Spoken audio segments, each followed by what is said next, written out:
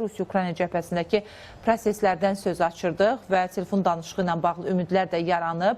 Şərtlər müzakirə olunur. Donald Trump deyir ki, mən çox səbirsizliklə gözləyirəm bu telefon danışığını. Düzü deyir, bundan öncə də danışmışıq və telefon danışığı əsnasında Birləşmiş Ştatlar Rusiya münasibətlərindəki əslində o bəzi nüanslar da aydınlaşacaq. Təbii ki, ictimaiyyətə tam olaraq informasiya təqdim olunsa, bəzi hallarda Rusiya və Birləşmiş Ştatlar arasında onsuz da gizli danışıqların gedildiyinə dair iddialar verilirdi, səsləndirilirdi. Daha sonra Rusiya tərəfi də bunun əslində bir o qədər də həqiqəti əks etdirmədiyini iddia etməyə çalışdı. İndi də Ukrayna ilə bağlı müəyyən qərarlar yenidən qüvvələdir, kəşfiyyat məlumatları ötürülür, sanki Birləşmiş Ştatlar siyasətini yumşaldır. Doğrudan da mı bu gerçəkdən yumşalma siyasəti icra olunur, yoxsa sadəcə indi də bunu imitasiya edir Birləşmiş Ştatlar? Birləşmiş Ştatların xüsusi olaraq Donald Trump'ın məqsədi ondan ibarətdir ki, uzun müddət idi, o öz seçicilərinə yenə təkrarlanıram, vəd vermişdi ki, qısa bir müddətdə Ukrayna-Rusiya müharibəsini dayandıracaq və bunu elan eləyirdi ki, bu müharibənin baş verməsi, bu müharibədə həlak olanların hamısının günahı onun siyasi rəqibləri, demokratları və xüsusi olaraq Biden'ın zəifliyindən irəli gələrək elan eləyirdi. Və onun üçün bu günləri ən maraqlı odur ki, heç olmasa qısa müddətli də olsa hansısa bir nailiyyət əldə eləsin və bunu Amerikada seçicilərinə göstərsin. Bu baxımdan Trump hər iki tərəfə lazım olan anda təzyiq edir. Biz gördük ki, Ukrayna tərəfi atəşkəsə razı olmayanda Ukrayna tərəfinə qarşı təzyiqlər baş verdi. Bunlar siz sadaladığınız yardımın dayandırılması qısa müddətli olsa, kəşfiyyat məlumatlarının dayandırılması idi. Amma Ukrayna tərəfi buna razılıq verən kimi dərhal bu məsələlər aradan götürüldü. Rusiya tərəfi ilə də bağlı biz görürük ki, Rusiya tərəfinə olan sanksiyaların vaxtı uzadıldı. Biden'ın vaxtında verilən sanksiyaların vaxtı bitirdi. Buna baxmayaraq Amerika tərəfi bunu uzatdı və Amerika tərəfinin rəsmiləri də artıq elan edirlər. Amerika tərəfinin Maliyyə Naziri elan elədi ki, bu vaxta qədər Biden tərəfindən tətbiq olunan sanksiyalar 10 ballıq saysaq 3 bal təklif göstərirdi. Amma biz bunu 10 ballıq da tətbiq eləyə bilərik. Əgər Rusiya tərəfi şərtlərdən yayınsa, Respublikaçının aparıcı senatoru Lindsey Graham da yenə də bəyanat verir ki, Rusiya tərəfi yayınmağa çalışsa və yaxud vaxt udmağa çalışsa və s. Biz Senatda qanun layihəsi sanksiyalarla bağlı çox ciddi sanksiyalar tətbiqinə bağlı qanun layihəsi təqdim eləyəcək və s. Biz görürük ki, paralel təzyiq olunur Rusiya tərəfinə də və məqsəd odur ki, ilkin anda Rusiya tərəfindən 30 günlük atəşkəs üçün razılıq almaqdır. Ondan sonraki məsələlər o nüansda torpaqlarla bağlı, başqa məsələlərdir. Zaporojye atom elektrik stansiyası məsələsi müzakirəyə çıxarılır və s. Bunlar növbəti mərhələdir. İlkin mərhələ bu günləri atəşkəsə nail olmaqdır. Bax, bu əsas məsələdir. Yəni, Rusiya tərəfi 30 günlük atəşkəslə bağlı əslində müsbət rəy verə bilər, amma şərtləri var axı. Elə Polşanın Xarici İşlər Naziri də deyib ki, bugün Vladimir Putini Donald Trump inandırmalıdır ki, həmin o absurd şərtlərdən, tələblərdən geri çəkilsin. Burada elə əsas sual doğuran nüans da o da. Avropa İttifaqı gözləyir bu telefon zəngini. Elə Zelenski də deyir ki, biz şərtlərimiz, hər hansı bir şərt irəli sürmürük, Rusiya da sürməsin. Polşa da deyir ki, Donald Trump inandıra bilər. Doğrudan da Donald Trump Vladimir Putini buna inandıracaq şəxsimi bu mərhələdə? Bilirsiniz, gəlin bu prosesə biraz geniş baxaq. Bu müharibə 2014-cü ildən başlayıb. Bu müharibə dövrü biz bir neçə Amerika Birləşmiş Ştatlarının Ağ Evdə əyləşən prezidentlərini görmüşük.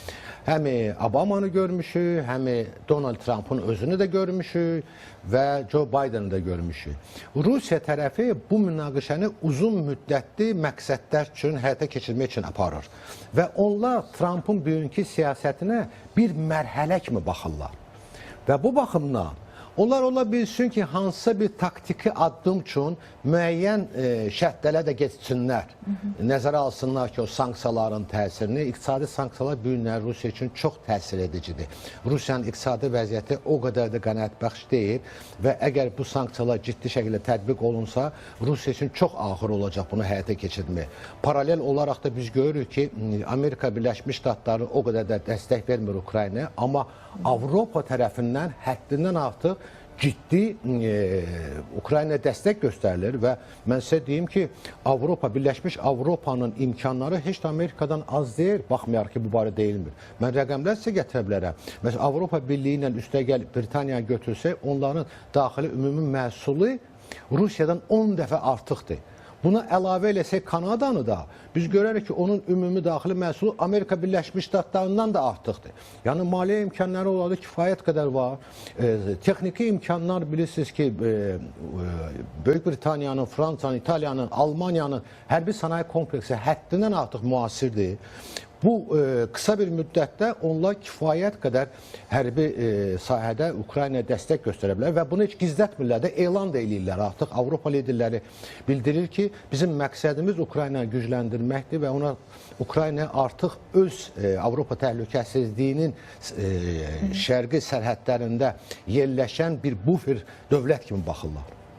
Murad bəy, bir də istəyərdim ki, Türkiyə Prezidenti Rəcəb Tayyip Ərdoğanın Vaşinqtona səfər eləyəcəyi ilə bağlı xəbərdən danışaq. Böyük ehtimalla apreldə bu reallaşacaq. Bloomberg nəşrinin iddiası bundan ibarətdir və deyir ki, regional təhlükəsizlik məsələləri müzakirə edəcəklər. Yaxın Şərqlə bağlı xüsusilə də Birləşmiş Ştatlar və Türkiyənin danışa biləcəyi istiqamətlər çoxdur. Çünki burada İsraillə Türkiyənin bəzi istiqamətlərdə maraqları uzlaşmır. Sizin fikrinizcə Türkiyə Prezidenti Rəcəb Tayyip Ərdoğan doğrudan da Vaşinqtona getsə, Birləşmiş Ştatlara səfər etsə, Donald Trumpla görüş çərçivəsində daha çox hansı istiqamətdə bir bölüşdürmə mi deyək, hansısa bir formada müzakirə mi deyək, aparıla bilər? Bilirsiniz, Türkiyə bu günləri regionda aparıcı dövlətdir. Nəzərə alsaq ki, Türkiyə ətrafında baş verən hadisələrin hamısında demək olar ki, Türkiyənin razılığı olmadan heç bir nailiyyəti əldə eləmək olmaz. Biz bir qədər bundan əvvəl Ukraynadan danışırdıq və bilirsiniz ki, Ukrayna ilə bağlı artıq sülh məramlı qüvvələrin Ukrayna ərazisinə daxil olunması ilə bağlı qərarlar səsləndirir Avropada və bunu gizlətmirlər ki, burada aparıcı qüvvələr Böyük Britaniya, Fransa və Türkiyə silahlı qüvvələri olacaq. Bu birinci məsələ. Bilirsiniz ki, bu günləri Ukrayna-Rusiya danışıqları gedirsə, biz gördük ki, bir neçə gün bundan əvvəl Türkiyənin Xarici İşlər Nazirinin Ukrayna ilə bağlı bəyanatı oldu. Xüsusi olaraq Krımın Ukraynanın daimi ərazisi olduğu elan oldu bir mənalı olaraq. Baxmayaraq ki, bugün beynəlxalq aləmdə bu ərazi bütövlüyü prinsipini o qədər də səsləndirmirlər yeni liderlər. Amma Türkiyə prinsipial olaraq bu məsələni bir daha da səsləndirdi. Bundan başqa Suriya ilə bağlı bilirsiniz ki, məsələlərin müzakirəsində Türkiyənin rolu birinci növbədə ən vacibdir. Biz İsrail-Hamas məsələsini götürsək, gördük ki, yenə də gecə atəşkəs pozulub və İsrail tərəfi bombardmanı həyata keçirdi. Nəticə etibarilə gecə 200-ə yaxın insan həlak olub. Bax, bu məsələlərin hamısı... Artıq 300-ü ötüb hətta. Hətta 300-ü də deyirlər, hə. Bu məsələlərin hamısının həlli regionda Türkiyənin iştirakı olmadan mümkün deyil.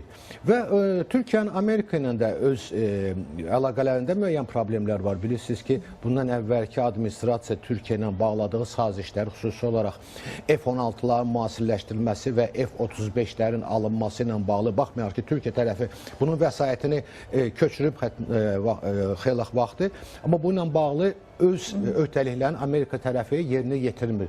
Bu məsələlər qaldıracaq. Hesab edirəm ki, Azərbaycan-Ermənistan məsələləri, Cənubi Qafqazın gələcək siyasəti ilə bağlı, baş verən siyasətlə bağlı məsələlərdə də Türkiyənin mövqeyi əlbəttə ki, Ağ Ev tərəfindən qəbul olunacaq.